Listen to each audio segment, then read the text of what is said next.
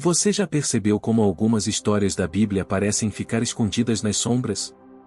Enquanto reis, profetas e guerreiros têm seus nomes lembrados geração após geração, certas mulheres aparecem por poucos instantes no texto sagrado, quase como se suas dores tivessem sido deixadas à margem da memória. Mas, às vezes, é justamente nessas vidas silenciosas que encontramos algumas das lições mais profundas sobre sofrimento, injustiça, fidelidade e dignidade diante de Deus. Entre essas figuras quase esquecidas está Merabe, filha mais velha do rei Saul. Seu nome não aparece muitas vezes nas escrituras, mas sua trajetória está ligada a uma das fases mais dramáticas da história de Israel. Ela nasceu dentro do palácio, carregava sangue real e era filha do primeiro homem escolhido para governar o povo de Deus. À primeira vista, sua vida parecia destinada à honra, ao privilégio e à segurança. Mas a história de Merabe nos mostra que nascer perto do trono não significa estar protegido da dor. Às vezes, estar próximo do poder é justamente estar mais perto das feridas que ele provoca. Merabe cresceu em Gibeá, no ambiente da realeza israelita.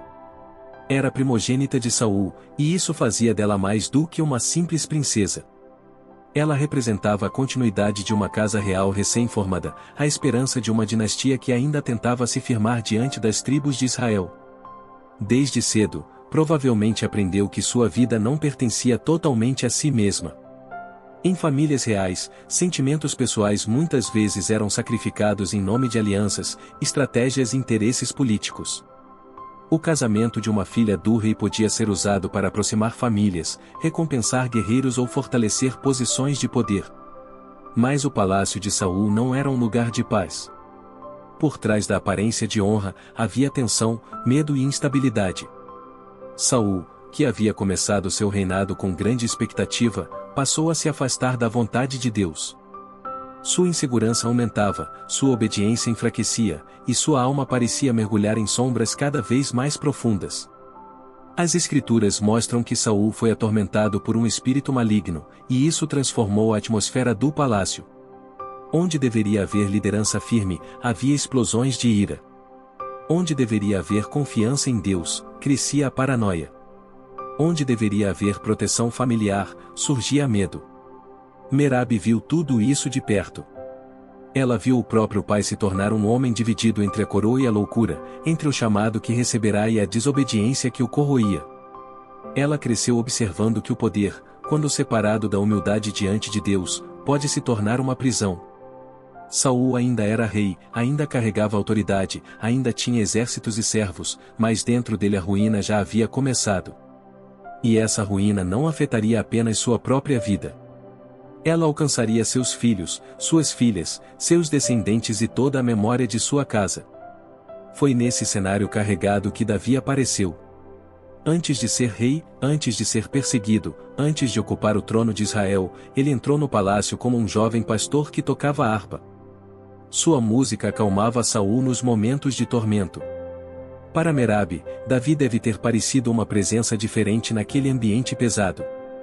Ele não vinha com arrogância, não agia como alguém buscando poder, mas havia nele uma luz espiritual que contrastava com a escuridão que se formava em torno de Saul. Davi era simples, mas carregava algo que o palácio havia perdido, a presença do favor divino. Com o tempo, Davi deixou de ser apenas o músico que acalmava o rei. Quando Israel foi ameaçado pelos filisteus e Golias desafiou o exército do Senhor, foi Davi quem se levantou. Saul, o rei guerreiro, estava paralisado pelo medo. Os soldados tremiam. O povo aguardava uma resposta. E então aquele jovem pastor, sem armadura real e sem prestígio militar, enfrentou o gigante em nome do Deus de Israel. A vitória sobre Golias mudou tudo. Davi saiu do anonimato e se tornou o herói nacional. Seu nome começou a ser celebrado entre o povo. Sua coragem revelou que o Senhor estava com ele. Mas a vitória de Davi também despertou a inveja de Saul. O mesmo rei que deveria se alegrar por ver Deus livrando Israel começou a enxergar o jovem como ameaça. O coração de Saul não conseguia suportar o brilho de alguém que carregava o favor que ele havia perdido. E é nesse ponto que Merabe entra de forma dolorosa na história.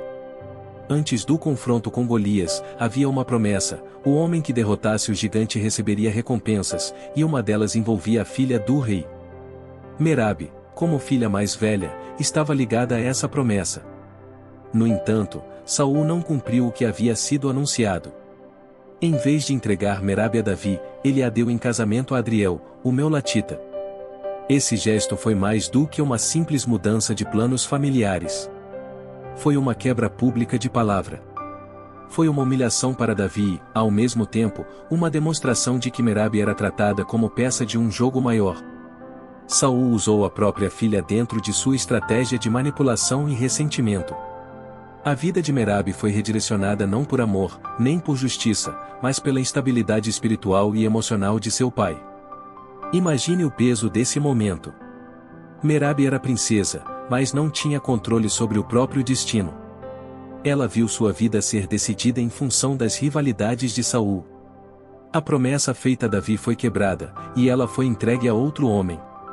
Talvez ela tenha obedecido em silêncio, como se esperava de uma filha real. Talvez tenha escondido sua dor atrás da dignidade que aprenderá a sustentar desde menina. Mas o silêncio não significa ausência de sofrimento. Muitas vezes, as maiores tragédias bíblicas não são acompanhadas de longos discursos. Elas aparecem em poucas palavras, e cabe ao leitor perceber o peso humano que está por trás delas. Ao se casar com Adriel, Merabe foi afastada do centro da corte. Sua vida seguiu para longe dos corredores onde Saul perseguia Davi, onde Mical, sua irmã mais nova, também seria envolvida nos planos do rei. Mical amava Davi, e Saul viu nisso outra oportunidade de armadilha. Ele exigiu um dote sangrento, esperando que Davi morresse tentando cumprir a tarefa. Mas Davi sobreviveu, porque Deus estava com ele. E cada vitória do jovem guerreiro confirmava o que Saul mais temia: o favor divino havia se movido para outra casa. Enquanto isso, Merabe reconstruía sua vida distante do palácio. Ela se tornou esposa de Adriel e mãe de 5 filhos. Esses filhos eram seu consolo, sua continuidade, sua herança. Talvez, longe do trono, ela tenha tentado encontrar uma paz que o palácio nunca lhe ofereceu. Talvez tenha ensinado seus filhos sobre honra, temor a Deus e prudência. Talvez tenha desejado que eles vivessem distantes das intrigas que destruíram a casa de Saul. Mas há dores que atravessam gerações. Há decisões de pais que se tornam fardos para filhos. E a história da casa de Saul ainda não havia terminado. Com o passar do tempo, a queda de Saul se tornou inevitável. A perseguição contra Davi aumentou, o rei se afundou em desespero, e sua distância de Deus ficou cada vez mais evidente. No Monte Gilboa, a tragédia se consumou. Saul morreu em batalha contra os filisteus. Seus filhos também caíram, incluindo Jonatas, o amigo leal de Davi. A primeira dinastia de Israel desmoronou em sangue, derrota e vergonha. Para Merabe, essa notícia deve ter sido devastadora. Ela perdeu o pai, perdeu irmãos e viu a casa onde nascerá ser arrancada do centro da história. Mesmo após a morte de Saul, Israel ainda atravessou um período de divisão. De um lado, a casa de Saul tentava manter alguma influência. Do outro, Davi crescia como o rei escolhido por Deus. Merabe, em sua vida distante, carregava um nome perigoso. Ser descendente de Saul podia significar honra para alguns, mas também ameaça para outros. Seus filhos tinham sangue real. Isso, que poderia ser motivo de orgulho, também podia ser visto como risco político. Em tempos de transição de poder, até crianças e jovens inocentes podem ser tratados como sombras de antigos conflitos. Davi, ao assumir o trono, demonstrou misericórdia em certos momentos, especialmente com Mefibosete, filho de Jonatas. Por causa da aliança que tinha feito com seu amigo, Davi preservou a vida dele e o recebeu à sua mesa. Esse gesto mostrou que Davi não queria simplesmente apagar todos os descendentes de Saul. Mas a história ainda guardava uma dívida antiga, uma mancha que não havia sido resolvida. Durante o reinado de Davi, uma fome atingiu Israel por 3 anos consecutivos. Não era apenas uma dificuldade agrícola comum. Davi buscou ao Senhor para entender a causa daquela calamidade, e a resposta apontou para um pecado da casa de Saul. Ele havia atacado os gibeonitas, um povo protegido por juramento desde os dias de Josué. Israel havia feito uma aliança com eles, mas Saul, em seu zelo distorcido, tentou destruí-los. A fome, então, estava ligada a uma quebra de pacto, a uma injustiça não reparada, a sangue derramado sem acerto. Davi chamou os gibeonitas e perguntou o que poderia ser feito para que aquela culpa fosse removida. Eles não pediram ouro, prata ou terras. Pediram 7 homens da descendência de Saul para serem entregues à morte. Era uma exigência terrível, difícil de aceitar com a sensibilidade moderna. Mas no contexto daquela época, a ideia de justiça comunitária e reparação de sangue carregava um peso enorme. Davi poupou Mefibosete por causa de sua aliança com Jonatas, mas outros descendentes da casa de Saul foram escolhidos. Entre eles estavam os 5 filhos de Merabi. Esse é o ponto mais doloroso da história. Merabi, que já havia sido usada pelo pai como instrumento político, agora via seus filhos pagarem por pecados que não cometeram diretamente. Eles não haviam massacrado os gibeonitas. Não foram eles que quebraram o juramento antigo. Não foram eles que conduziram Saul em sua violência. Ainda assim, carregavam o nome, o sangue e a representação da casa culpada. A tragédia de Merabi revela uma realidade dura do mundo bíblico antigo: o pecado de uma liderança pode produzir consequências que alcançam inocentes. Seus 5 filhos foram arrancados de sua vida e entregues aos gibeonitas. O que Merabi construiu em anos de maternidade foi desfeito em um instante por uma dívida antiga da casa de seu pai. Aqueles jovens, que talvez tivessem crescido longe da corte, foram levados ao lugar da execução. A dor de uma mãe diante disso é quase impossível de medir. Ela já havia perdido o controle sobre a própria vida quando Saul decidiu seu casamento. Agora, perdia também aqueles que eram o fruto mais precioso de sua caminhada. Os 7 descendentes de Saul foram mortos no início da colheita da cevada. O tempo que deveria marcar provisão e esperança tornou-se cenário de luto. Seus corpos ficaram expostos, e essa exposição carregava um sentido de julgamento público. Era como se a terra, o povo e o céu estivessem diante de uma reparação amarga. Mas para uma mãe, nada disso diminuía a dor. Nenhuma explicação política ou espiritual tornava suportável ver filhos transformados em pagamento por uma culpa herdada. É aqui que a história ganha uma força impressionante. Merabi não é lembrada por discursos, por revoltas militares ou por poder político. Sua grandeza aparece na resistência silenciosa do amor materno. Ao lado de Rispa, concubina de Saul, que também perdeu filhos naquele episódio, ela se torna símbolo de vigília, honra e fidelidade aos mortos. Aquelas mulheres não podiam devolver a vida aos filhos, mas podiam impedir que fossem esquecidos, humilhados ou devorados pelas aves e pelos animais do campo. Elas permaneceram junto aos corpos. Dia após dia, noite após noite, enfrentaram calor, frio, cansaço, medo e solidão. O que para muitos poderia ser apenas o fim de uma sentença, para elas era o início de uma missão. Guardar aqueles corpos era uma forma de dizer a Israel inteiro: eles não são apenas instrumentos de reparação. Eles são filhos. Eles têm nome. Eles têm uma mãe. Eles merecem dignidade. Em um mundo onde decisões de reis podiam transformar pessoas em números, a vigília dessas mulheres devolveu a humanidade à tragédia. A imagem é poderosa. Uma mãe sobre a rocha, vestida de luto, protegendo os restos de seus filhos contra aves de rapina durante o dia e contra animais durante a noite. Ali não havia trono, coroa, riqueza ou reconhecimento. Havia apenas dor e fidelidade. Mas essa fidelidade falava mais alto do que qualquer decreto real. O silêncio de Merabi e Rispa começou a ecoar. A notícia daquela vigília chegou até Davi. E quando o rei soube do que aquelas mulheres estavam fazendo, algo mudou. Davi percebeu que a justiça não estaria completa enquanto os mortos permanecessem em desonra. Não bastava resolver a culpa nacional diante dos gibeonitas. Era necessário também restaurar a dignidade da casa de Saul.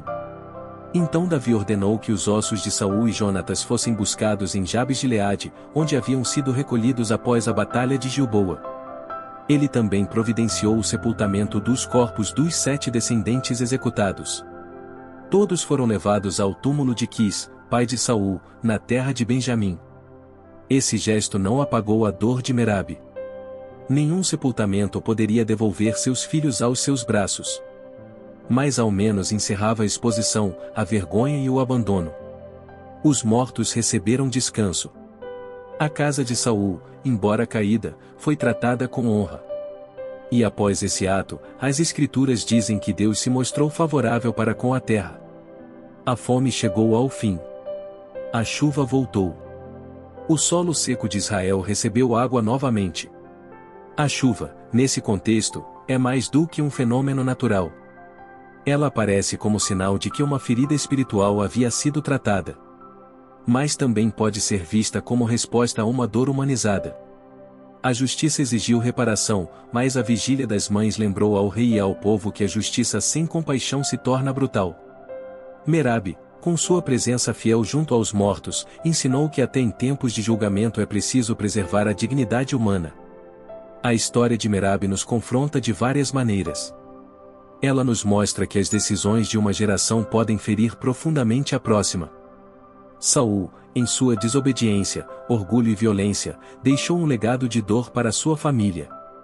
Seus erros não morreram com ele no Monte Gilboa. Continuaram vivos nas consequências que alcançaram seus descendentes. Isso nos lembra que ninguém peca isoladamente. O pecado de uma liderança, de um pai, de uma casa ou de uma nação pode criar ondas que atingem pessoas que nem participaram diretamente da culpa inicial. Mas a história também nos mostra que a dignidade não depende do controle que temos sobre os acontecimentos. Merabi não pôde escolher muitos dos caminhos de sua vida. Não escolheu ser usada como peça política. Não escolheu ver a casa de seu pai cair. Não escolheu perder seus filhos em uma reparação nacional. Ainda assim, ela escolheu como responder à dor. E sua resposta foi marcada por fidelidade, coragem e honra. Ela poderia ter desaparecido no silêncio absoluto. Poderia ter deixado que seus filhos fossem lembrados apenas como descendentes de Saul entregues aos gibeonitas. Mas sua postura transformou o significado da tragédia. Ela mostrou que o amor de uma mãe pode desafiar o esquecimento. Mostrou que há formas de resistência que não usam armas, mas presença. Não gritam, mas permanecem. Não derrubam reis, mas movem seus corações. Merabi é uma dessas personagens que nos obrigam a olhar com mais atenção para as margens do texto bíblico. Ela não escreveu salmos como Davi. Não governou como Saul.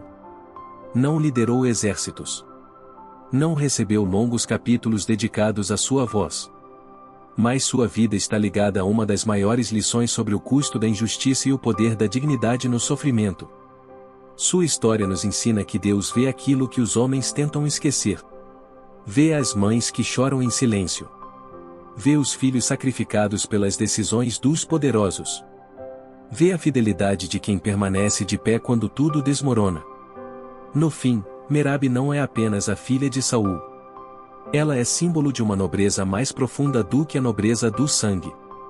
Sua verdadeira grandeza não veio do palácio onde nasceu, mas da rocha onde permaneceu em luto. Não veio da coroa de seu pai, mas da fidelidade que demonstrou quando já não havia nada a ganhar. Sua história nos lembra que, mesmo quando a vida nos coloca em cenários de perda, ainda podemos responder com honra.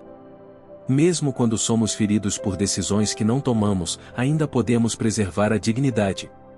Mesmo quando o mundo tenta transformar pessoas em peças descartáveis, o amor insiste em dizer que cada vida importa.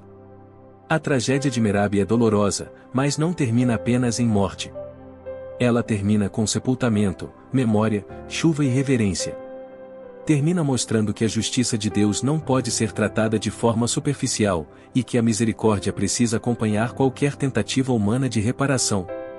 Termina lembrando que o sofrimento silencioso também pode falar alto diante dos reis e diante do céu.